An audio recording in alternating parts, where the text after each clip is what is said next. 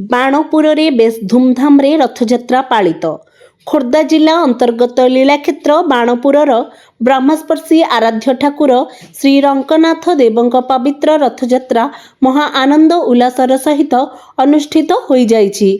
अगणित श्रद्धालुंक समावेश हरिबोल हुलहुली ध्वनि सहित घंटा घंट काहाली मृदंग करताल ढोल मोहरी वाद्यर निनादरे सेवायत भाई माने चतुर्धा मूर्ति को पहंडी विजे कराई रथारूढ़ करथिले।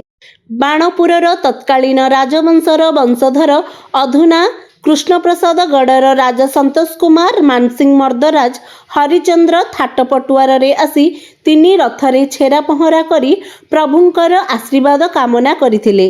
परे विभिन्न अनुष्ठान तरफरु नैवेद्य अर्पण परे अपराह्न 4 घंटिकारे रथटଣା आरंभ होइथिला। स्थानीय तहसीलदार पुलिस कर्तृपक्ष विज्ञापित अंचल परिषद कर्तृपक्ष अग्निशम बाहिनी विद्युत विभाग पक्षरु समस्त प्रकार प्रस्तुति करा जाइथिला।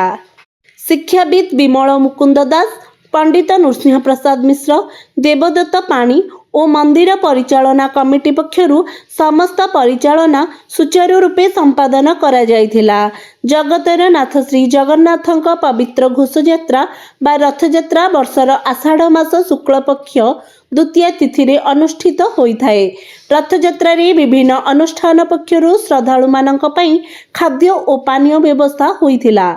एकता परिषद ट्रस्ट पक्षरु मिठा बंटन बेस आकृष्ट करिथिला।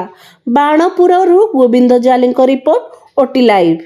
अधिक खबर जानिबा पई आम चैनल को सब्सक्राइब करिबा सह एही न्यूज़ टी को शेयर और लाइक करंतु।